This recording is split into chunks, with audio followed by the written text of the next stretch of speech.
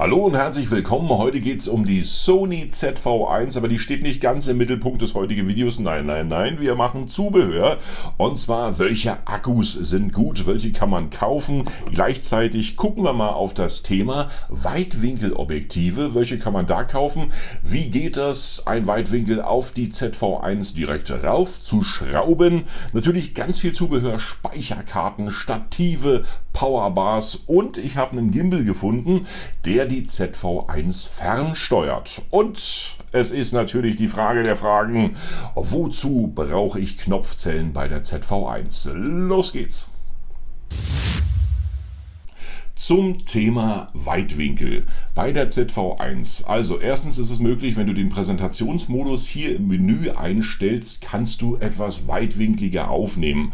Ist jetzt aber so nicht die Lösung, deswegen gibt es natürlich auch Zubehör und dadurch, dass die ZV-1 baugleich ist mit der RX100 und mit anderen Kameras, die Sony schon hergestellt hat, gibt es natürlich auch Zubehör für die alten und das passt bei der ZV-1, wie zum Beispiel so ein wunderbarer Filterring und dieser ist magnetisch, das heißt, er wird einfach nur aufs Objektiv direkt hier vorne raufgesteckt und schwuppdiwupp, da hält er, da fällt nichts ab, das wackelt nicht und es ist alles einigermaßen okay.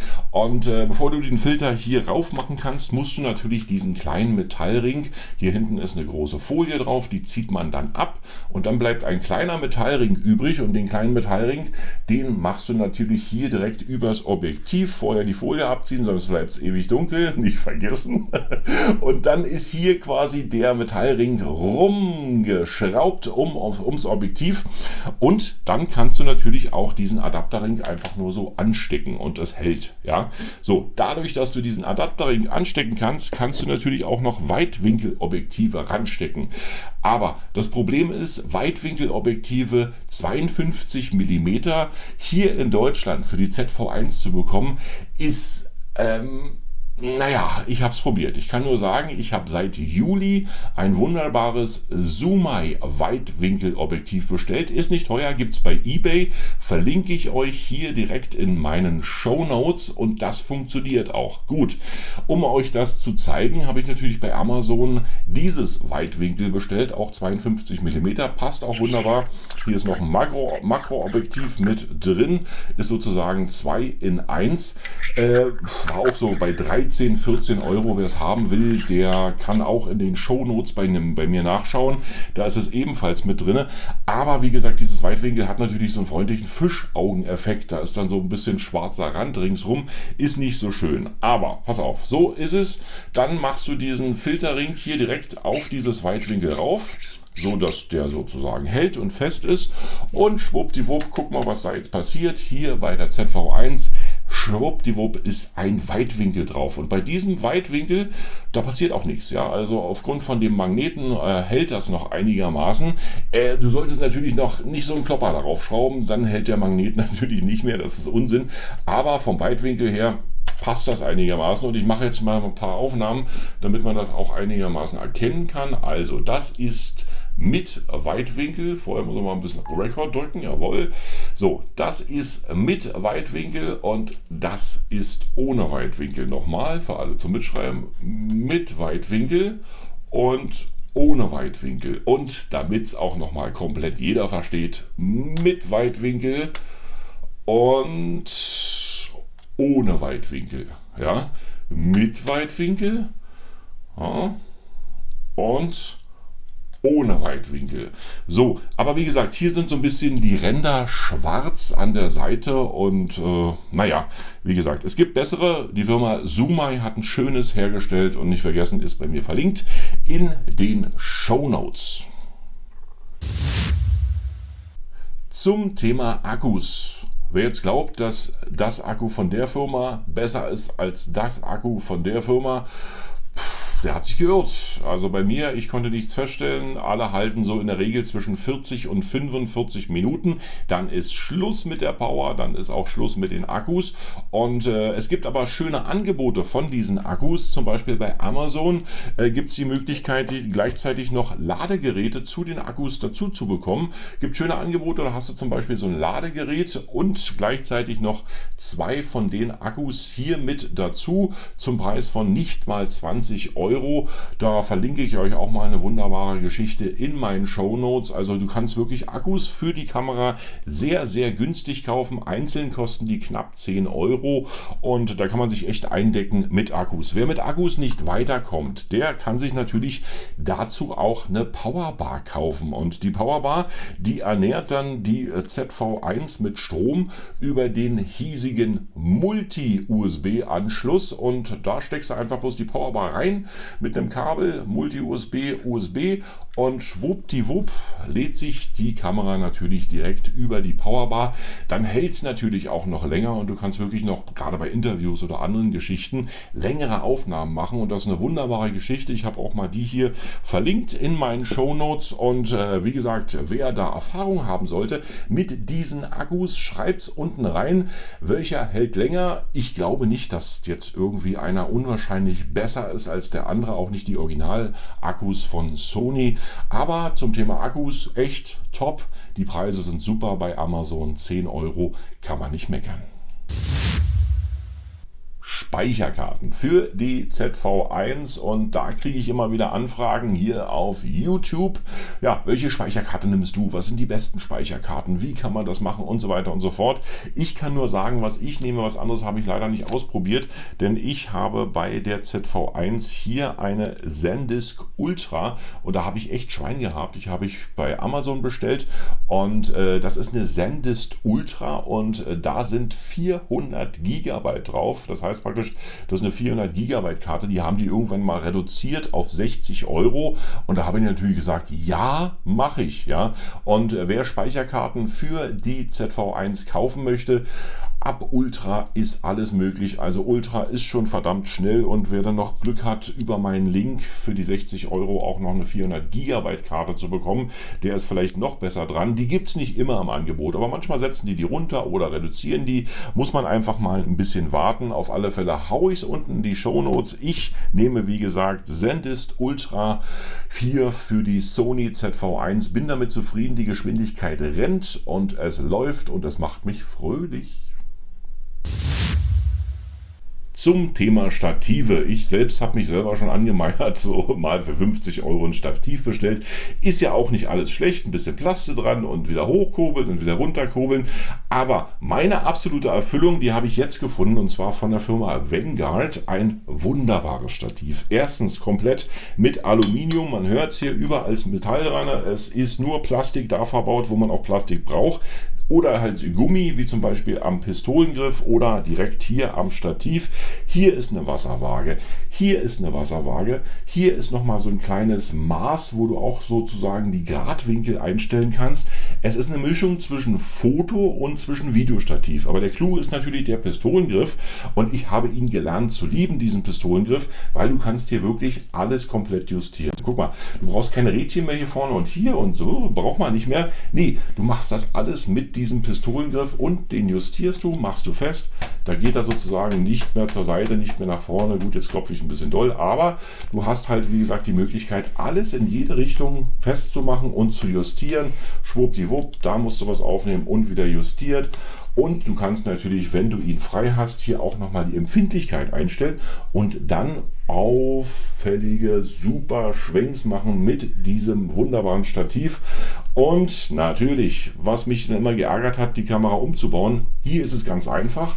Einfach, hopp, schwuppdiwupp, wieder fixiert und schon kannst du Aufnahmen machen im Kopfüber-Modus, der Monitor einfach hier direkt vor deiner Nase und so kannst du natürlich viel anderes aufnehmen und natürlich auch besser und total easy. Also du musst nur diesen Pistolengriff umstellen und jetzt, liebe Instagram-Vlogger, auch kein Problem mehr, wer Bock hat, der macht das einfach auf Instagram und zwar in diesem Format, macht das Stativ auch total einfach, einmal hoch, einmal runter und dann fixiert und schon sind wir komplett im Instagram-Format und ich kann nur sagen, dieses wunderbare Vanguard-Stativ, das habe ich hier auch nochmal direkt in meinen Shownotes hier unten verlinkt und kann nur sagen, echt, bin begeistert, Daumen hoch.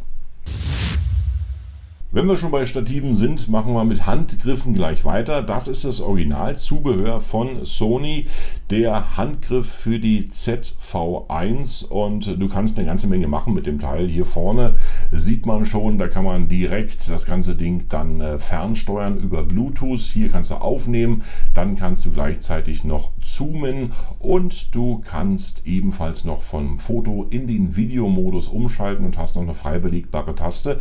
Alles möglich, gleichzeitig natürlich auch verstellbar in sämtlichen Neigungen, wie du es haben möchtest. Und dann kannst du das Teil hier, wie gesagt, auch noch auf den Tisch stellen und wiederum neigen, wie du willst, auch kein Problem.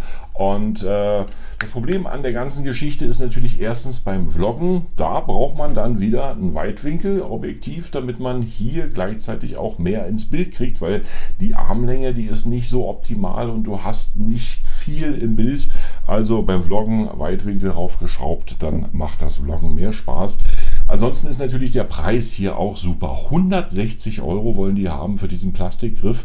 Klar, es ist eine Entwicklung, ist schön, ist wunderbar, aber ich finde irgendwie das Preis-Leistungs-Verhältnis für diesen Griff zu teuer. Vielleicht gibt es das noch, die ZV-1 komplett im Kombi mit dem Griff. Da ist der Preis ein bisschen günstiger. Da liegst du ungefähr bei 100 € für den Griff zusammen mit der Kamera, dann 900 €.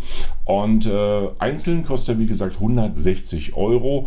Und wenn du den Griff kaufst, dann kauf dir gleichzeitig noch Knopfzellen. Denn hier sind Knopfzellen verbaut im Griff. Das ist natürlich mit dem Deckel dann geschützt. Ist klar, ich habe den vorher abgemacht, weil ich habe keine Fingernägel. Ich kriege den mal so schlecht ab. Und bevor ihr mir eine halbe Minute zuschaut bei YouTube, hier wie ich diesen Deckel abschraube, mache ich den lieber vorher ab. Das sind CR 2032 Knopfzellen. Wer diesen Griff sehr oft benutzt, der sollte wirklich sich sowas hier direkt auf Halde legen. Liegt auch bei mir direkt in den Shownotes unten verlinkt. Mit drin ist ein Billigartikel, kostet ungefähr 3 €, 2,50 € oder sowas in der Richtung. Aber wer das Teil sehr viel benutzt, wann hat man eine Knopfzelle mit? Wenn er alle ist, du bist beim Dreh, möchtest fernsteuern, na wunderbar, dann geht das Ganze nicht mehr. Also die Dinger immer in die Tasche mit einpacken, einmal bestellt für 3 €, dann ist das Ding auch erledigt. Und mit dem Griff, wie gesagt, Preis-Leistung ist ganz schön fett. Also einzeln hätte ich mir den nicht gekauft, hätte ich damals nicht mit dem Abo bekommen, hätte ich es auch nicht gemacht. Es gibt auch Möglichkeiten, das günstiger zu machen, und zwar mit so einem Dreipod. Ja, den kannst du dann variabel einstellen, überall hoch, runter, hier die Füße ran, klein, groß. Dann hast du hier noch so einen Kugelkopf mit drin. Da kannst du natürlich auch mit vloggen, wenn du das Ding ausziehst, kommst du auch auf eine Länge, aber wie gesagt, das ist nicht alles, da brauchst du wiederum einen Weitwinkel, aber hier diese Möglichkeit, die ist gegeben. Mit diesem Stativ liegt ungefähr so bei 15, 20 €. Und es werde Licht. Hallo, Leuchtturm. Zum Thema Akkuleuchten, da kann ich euch nur meine empfehlen. Ich habe mir die Niva CN160 gekauft.